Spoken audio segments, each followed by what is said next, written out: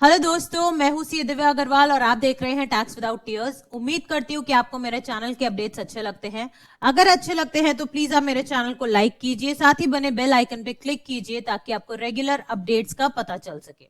इसके साथ साथ आप मुझे LinkedIn, Twitter, Facebook, Telegram, Instagram पर भी फॉलो कर सकते हैं और साथ ही आपकी रिक्वेस्ट पे जो मैं अपनी मोबाइल एप्लीकेशन लाई हूं टैक्स विदाउट टीयर्स, आप उसको भी डाउनलोड कर सकते हैं। ये एंड्रॉइड एंड आईओएस दोनों पर अवेलेबल है और लिंक आपको नीचे description box and comment box में मिल जाएगा। यहाँ पे हम अपने बहुत सारे कोर्सेज जो प्रैक्टिकल यूसेज के हैं, साथ में जो आपको कंसेप्चुअल क्लैरिटी देते हैं, वो सब हमने डिस्कस किए हुए हैं। तो आप इसको डाउनलोड करके इसमें सब्सक्राइब कर सकते हैं इन कोर्सेज को। अब दोस्तों 47 जीएसटी काउंसिल मीटिंग हुई थी जिसमें बहुत सारे चेंजेस लाए गए थे। बहुत सारे ऐसे चेंजेस थे जो टैक्स पेयर्स को बेनिफिट कर रहे थे और कुछ ऐसे चेंजेस थे जो गवर्नमेंट के लिए भी थे, यानी गवर्नमेंट को बेनिफिट कर रहे थे और कहीं ना कहीं टैक्स पेयर के लिए एडवर्स थे। तो उन्हीं में से कुछ चेंजेस को नोटिफाई कर दिया गया है। वो हम कहां देख सकते हैं दोस्तों? जैसे ही सीबीआईसी की वेबसाइट पे जाएंगे, इसमें जीएसटी में एक्ट रूल फॉर्म पे क्लिक कीजिएगा, आपके पास taxinformation.cbic.gov.in खुलेगा। इसमें जीएसटी में जाके आप नोटिफिकेशंस में जा सकते हैं। यहां पे आप देखिए नोटिफिकेशन नंबर 9 से लेके 14 जो है ये अभी रिसेंटली इशू हुई है, जो आपके 47 काउंसिल मीटिंग के अपडेट्स को इनकॉर्पोरेट करती है और उनको नोटिफाई करती है।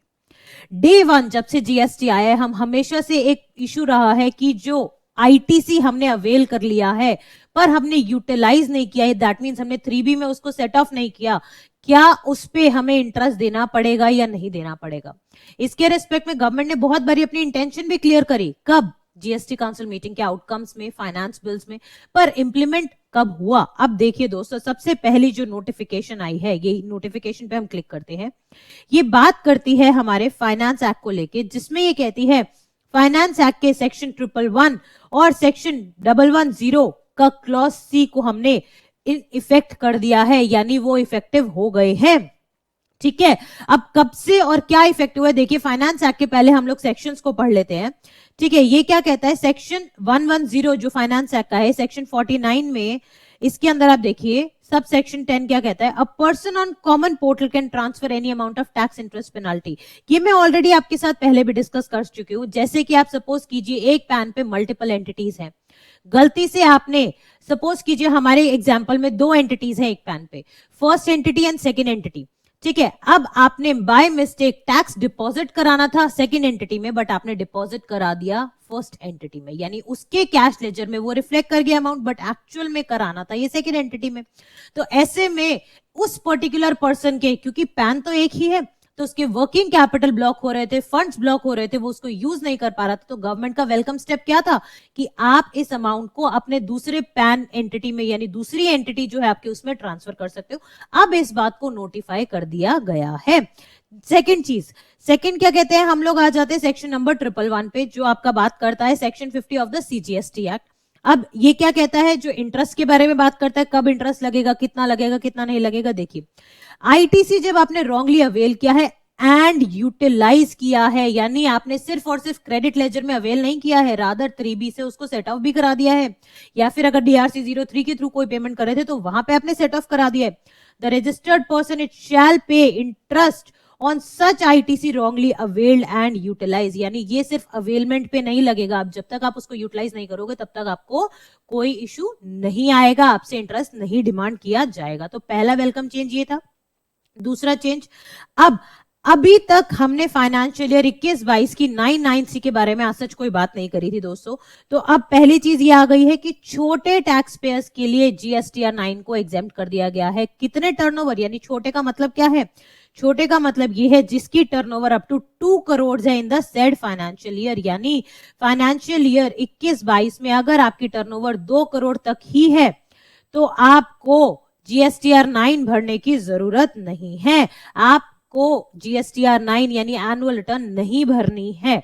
यानी अगर आपकी टर्नओवर 2 करोड़ से ज्यादा है तभी आपको जीएसटीआर 9 भरनी है, अदरवाइज आपको नहीं भरनी है। ये दूसरा चेंज। देन कमिंग फॉरवर्ड, अब आप देखिए कॉम्पोजिशन स्कीम के केस में देखिए, अब आप यहां क्या कहते हैं, seeks to extend the due date for furnishing form GST CMP 08, यानी जो आपकी क्वार्टरली एक स्टेटमेंट आप फाइल कर रहे हो, for the quarter ending June 2020 till 31 जुलाई 2022, यानी अब आपकी डेट एक्सटेंड हो गई है।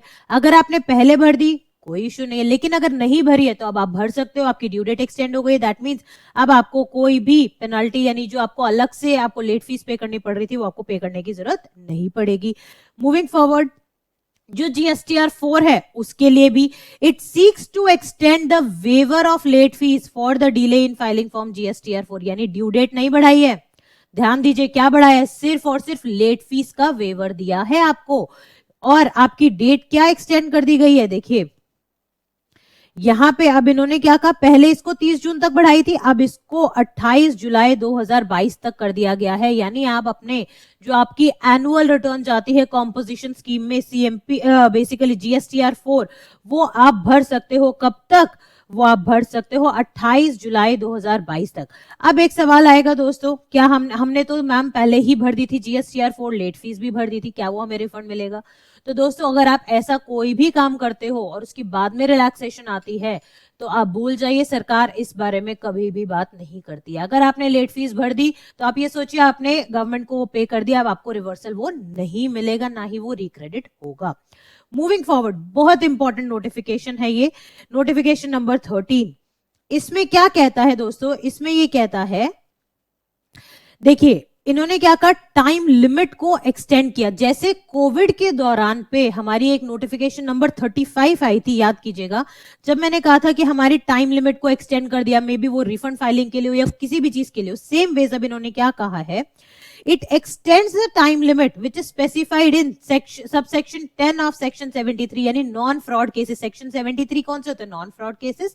74 कौन सा डील करता है, फ्रॉड केसेस में। तो नॉन फ्रॉड केसेस में टाइम लिमिट एक्सटेंड कर दी गई है, किसकी, जो आप ऑर्डर देते हो अंडर सबसेक्शन 9, यानी जो सेक्शन 73 के अंडर जो ऑर्डर आता है ना, उसकी टाइम लिमिट एक्सटेंड कर दी गई है। For the recovery of the taxes which is not paid, short paid और ITC wrongly availed and utilized. ठीक है, कौन से फाइनेंशियल ईयर के रिगार्डिंग में, 17-18 के रिगार्डिंग में। और अब कब तक आपके पास ये ऑर्डर सर्व हो सकते हैं, 30 सितंबर 2023 तक। यानी ये टैक्स पेयर्स के लिए तो लॉस है, बट गवर्नमेंट के लिए इसका बेनिफिट है। क्यों? क्योंकि अब वो और ज्यादा इस तरह के नोटिस निकाल सकती है, उसके पास टाइम फ्रेम बढ़ गया है। Secondly, it excludes the period from 1st March 2020 till 28 February 2022 for computation of period of limitation under section 73 के subsection 10 में for the issuance of order under subsection 9 for these non-fraud cases। यानी अब हमने मोटा मोटा 2 साल जो है बेसिकली 1 मार्च 2020 से लेके 28 फरवरी 2022, क्योंकि बार बार कोविड के वेव्स आ रहे थे, तो इस कंप्लीट ड्यूरेशन को 2 साल को हमने एलिमिनेट ही कर दिया है।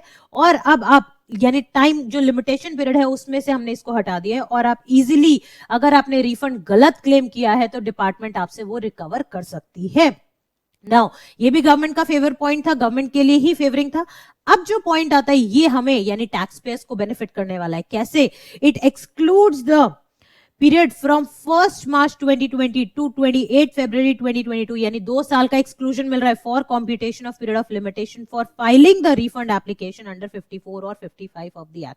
दैट मींस हमें रिफंड हमेशा अक्सर कब तक फाइल करना होता है, 2 साल से फ्रॉम द रेलेवेंट डेट। अब रेलेवेंट डेट डिपेंड करता है कि आप एक्सपोर्ट कर रहे हो by air, by sea, by road, कैसे कर रहे हो आप, या फिर आपके और जो भी रिफंड्स है वो उस बेसिस पे डिपेंड करते हैं आपके रेलेवेंट डेट्स पे, जो आप सेक्शन 54 में देख सकते हो। तो यहाँ पे आपको 2 साल का एड ऑन मिल गया, यानी अभी भी आप रिफंड आप क्लेम कर पाओगे, तो ये आपके लिए बेनिफिशियल है। ठीक है, और ये कब से इफेक्ट में आ गई है, 1 मार्च से आ गई, यानी रेट्रोस्पेक्टिव इफेक्ट से इंप्लीमेंट हो गया ये। अब बहुत मेजर चेंज जो है वो देखिए दोस्तों, ये आता है यहाँ पे, जो आपकी है नोटिफिकेशन नंबर 14/2022। ये आपके सीजीएसटी रूल्स में चेंजेस कर रही है, और ये बहुत सारे चेंजेस हैं। क्या क्या चेंजेस है, अगर आप इसको डाउनलोड भी करते हैं ना, मैं सपोज कीजिए मैं इस नोटिफिकेशन को मैंने डाउनलोड कर दिया है। ठीक है, डाउनलोड करने के बाद आप देखिए यहाँ पे मैंने इसको ओपन किया, अप्रोक्सीमेटली 13 यानी 13 पेजेस की ये नोटिफिकेशन है। अच्छी बड़ी नोटिफिकेशन है, इसमें बहुत सारे चेंजेस को लेके आया गया है। कुछ चेंजेस मैं आपके साथ इसमें डिस्कस करने वाली हूं, और जो चेंजेस बहुत ज्यादा डिटेल मांगते हैं उसको हम सेपरेट वीडियोस में भी लेके आएंगे। तो पहली चीज देखिए दोस्तों, सब rule 4 of rule number 21A, यानी जो सस्पेंशन से रिलेटेड रूल था। मैं आपको साथ साथ रूल्स भी दिखाती हूँ, इसी वेबसाइट पे आप जाइए, यहाँ पे आप रूल्स में जाइएगा, रूल्स के अंदर देखिए रूल नंबर 21A हमें खोलना है। ठीक है। 21A क्या कहता है, सस्पेंशन ऑफ जीएसटी रजिस्ट्रेशन। ये कब होती थी कि अगर हम रेगुलर बेसिस पे रेगुलरली अपनी रिटर्न्स नहीं फाइल करते तो सस्पेंड कर सकता है ऑफिसर हमारी रिटर्न्स, हमारे पोर्टल पे हमारे जो एक्टिव जीएसटी आयन है उसको।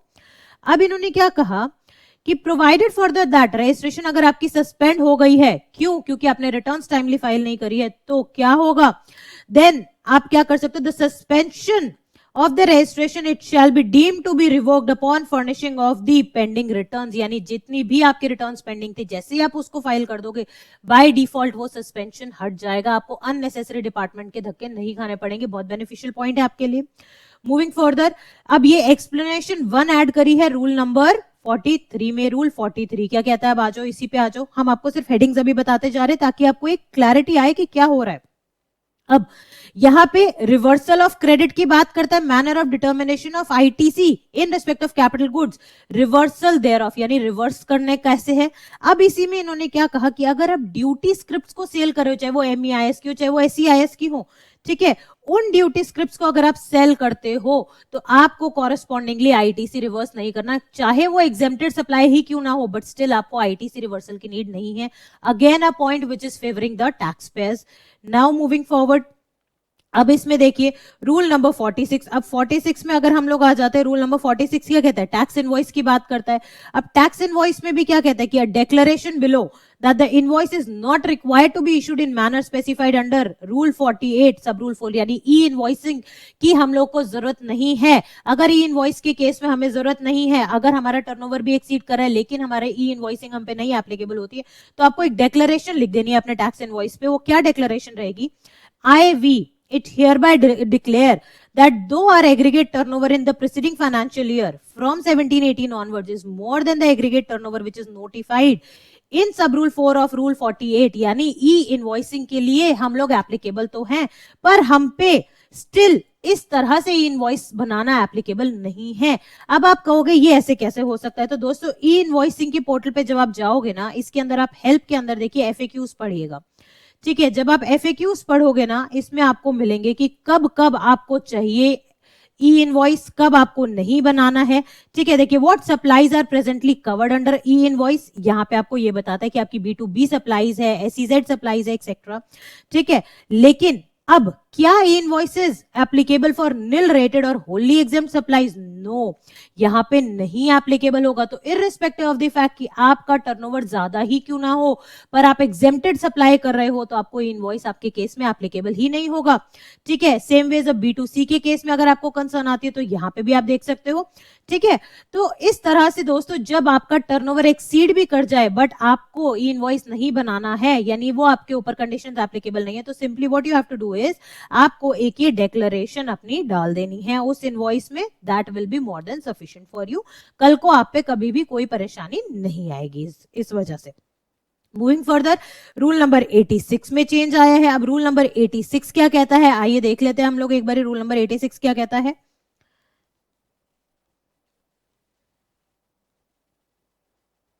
इलेक्ट्रॉनिक क्रेडिट लेजर के रिगार्ड में है ये, ठीक है। अब ये इलेक्ट्रॉनिक क्रेडिट लेजर के रिगार्ड में क्या कहता है कि भाई देखिए, where in the said rules in rule number 86 after sub rule 4A following sub rule shall be inserted, यानी ये एक और सब रूल लाया गया है, ठीक है। ये क्या लाया गया, where the registered person deposits the amount of erroneous refund sanction to him, जब, यानी ये कब आया गया है, अगर आपने रिफंड क्लेम किया बट गवर्नमेंट को बाद में पता चला कि आपने एरोनसली यानी गलती से वो रिफंड क्लेम किया, तो जो आप पे इंटरेस्ट पेनल्टी होगी वो तो आपको देनी पड़ेगी अकॉर्डिंगली, और रिफंड भी वापस करना पड़ेगा। बट कॉरेस्पॉन्डिंग क्वेश्चन क्या आता था कि क्या हमारे पास वापस वो क्रेडिट होगा कि नहीं होगा जो हमारा ITC हट गया था पोर्टल पे से, या इस तरह से। तो इसके रिगार्ड में इन्होंने क्या कहा, where a registered person he deposits the amount of the erroneous refund under subsection 3 of 54 or under sub rule 3 of 96, so along with the interest and penalty wherever through form DRC 03 by debiting the cash ledger on his own or being pointed out by the department, ठीक है, an amount equivalent to the amount of erroneous refund, यानी interest और penalty वापस नहीं आएगी, सिर्फ refund वाला amount जो है वो वापस आएगा, it shall be recredited to the electronic credit ledger by the proper officer by an order made in form PMT 03A, यानी इस फॉर्म में आपके पास ऑर्डर आ जाएगा और वो आपका क्रेडिट वापस से आपके अकाउंट में रिफ्लेक्ट करने लग जाएगा। देन 3B में बहुत मेजर चेंजेस है। अभी तक हम लोग के पास 2-3 ही ऑप्शंस थे, नेट बैंकिंग थी और उसके बाद ओवर द काउंटर था, लेकिन अब इन्होंने क्या कहा, रूल नंबर 87 में अब आपको यूपीआई के थ्रू भी आप पेमेंट कर सकते हो, आईएमपीएस का ऑप्शन भी डाल दिया गया है, ठीक है, आरटीजीएस भी आ गई है, यानी सारे ऑप्शंस आपके पास आ गए हैं। यानी जहां पे भी अब पोर्टल पे आपको पेमेंट करने के ऑप्शंस रिफ्लेक्ट करते थे, चलान जैसे आप क्रिएट करते थे, उनमें ये वाले ऑप्शंस भी यूपीआई आईएमपीएस भी ऐड कर दिए गए हैं। देन अब उसके बाद क्या कहता है, ये इंटरेस्ट जो मैंने आपको बताया था कि भाई अब इंटरेस्ट का कैलकुलेशन मेथड भी एक प्रेस्क्राइब कर दिया गया है, यानी ये रूल नंबर 88B को भी एक इनकॉर्पोरेट किया गया है। ये क्या कहता है, इसको दोस्तों हम सेपरेटली एक प्रॉपर डिटेल में डिस्कस करने वाले हैं कि ये कैसे इंटरेस्ट कैलकुलेट करने को बोलता है। देन 89 में आपका चेंजेस लाए गए, यानी रिफंड मैकेनिज्म में आपके बहुत सारे चेंजेस लाए गए। रिस्की एक्सपोर्टर्स को देखते हुए, जिनके फंड्स ब्लॉक हो गए थे, रिफंड नहीं मिल पा रहा था उनको कस्टम से, उनके लिए बहुत बेनिफिट लाया गया है। देन मूविंग फर्दर आपके लिए क्या कहते हैं, बेसिकली यहां पे देखिए इन्वर्टेड ड्यूटी स्ट्रक्चर के केस में भी इनपुट सर्विसेज को ऐड किया जाएगा। और दोस्तों ये चीज को ध्यान रखिएगा, हमने हमेशा पढ़ा है कि इफेक्टिव कब से होएगा। अगर मैं इसी नोटिफिकेशन के स्टार्टिंग में जाऊं तो देखिए, save as otherwise provided in these rules they shall come into force from the date of publication, यानी 5 जुलाई से ही एप्लीकेबल माने जाएंगे, अनलेस कि कहीं स्पेसिफाई किया जाए इसी पर्टिकुलर उसमें कि ये किसी और डेट से एप्लीकेबल होगा। अब जैसे हम नीचे नीचे हम लोग मूव करें तो यहाँ पे मैं आपको दिखा देती हूँ कि कहाँ इस तरह से लिखा हुआ है। तो देखिए, in the said rules, rule 95A, it shall be deemed to have been omitted with effect from 1 जुलाई 2019, यानी बैक डेट से ही इसको ओमिट कर दिया गया है। ये रूल नंबर 95 क्या है, अब देखिए, ये आपका रूल नंबर बेसिकली बात कर रहा है 95A की। देखिए 95A क्या कहता है, जो रिटेल आउटलेट्स डिपार्चर यानी refund of the taxes to the retail outlets establish in departure area of the international airport, यानी एयरपोर्ट में जो आपने देखे ड्यूटी फ्री शॉप्स वगैरह होती है, वहां पे उनको रिफंड, ये पूरे रूल को ही एलिमिनेट कर दिया गया है, इसको ऑमिट कर दिया गया। और कब से ऑमिट किया है, 1 जुलाई 2019 से, ठीक है। अब इसके बाद फर्दर बहुत सारे चेंजेस रिफंड में है, इसके लिए भी मैं आपके लिए respectively complete different detailed video बनाने वाली हूँ। 3B में ही दोस्तों, अब जैसे आपने देखा था सेक्शन 9 ब्रैकेट 5 में चेंजेस आए थे, स्विगी यानी फूड जॉइंट्स को लेके चेंजेस आए थे कि किस तरह से वो ईसीओ के साथ डील करेंगे। सेम वेज अब ये 3B में भी अकॉर्डिंगली चेंज लाया जाएगा, आपको और एक टेबल ऐड कर दिया जाएगा 3.1.1, जहां पे आप डिटेल्स डालोगे। जैसे ये 3B में इंपैक्ट करेगा, जैसे ये 3B में आएगा एक्चुअल में चेंज, हम उसको वहां पे भी डील करने वाले हैं। इस तरह के 3B में भी बहुत सारे चेंजेस आए हैं। और फर्दर 9 में आपको ऑलरेडी बता ही चुकी हूँ कि 9 हमें कब भरनी है, 9 हमें भरनी है अगर हमारा टर्नओवर 2 करोड़ से ज्यादा है, कब, फाइनेंशियल ईयर 21-22 में, तभी हम लोग उसकी हम जीएसटीआर 9 भरेंगे। सेम वेज 9 और 9C को लेके भी ना बहुत चेंजेस आए, कौन सा कॉलम आपको भरना है, डिटेल भरनी है, किसको नहीं भरना है, कब भरना है, कैसे भरना है, वो सारी डिटेल्स भी हम लोग नेक्स्ट स्पेसिफिक वीडियो जो 9-9C की होगी उसमें लेके आएंगे। तो उम्मीद करती हूँ दोस्तों कि आपको मेरा वीडियो अच्छा लगा होगा। और इसी नोटिफिकेशन में आगे बहुत सारे फॉर्म्स भी दे रखे हैं कि क्या क्या फॉर्म्स में चेंजेस आए। जैसे मैंने आपको बताया, ऑर्डर आ जाएगा आपके पास PMT 03 में, तो order for recredit of the amount to the electronic credit ledger, ये सब चीजें इसमें लिखी होंगी। तो इस तरह के बहुत सारे फॉर्म्स भी हम लोग आगे डिटेल्ड वीडियो में डिस्कस करने वाले हैं। उम्मीद करती हूँ दोस्तों कि आपको मेरा वीडियो अच्छा लगा होगा। अच्छा लगा है तो do like it and do share it among the other people, ताकि उनको भी चेंजेस का पता चल सके। साथ में अगर आपको कोई डाउट है, कोई कंसर्न है, तो आप नीचे कमेंट करके बताइए, ताकि मैं उसको नेक्स्ट वीडियोस में डेफिनेटली टेकअप कर सकूं। Thank you so much and have a nice day.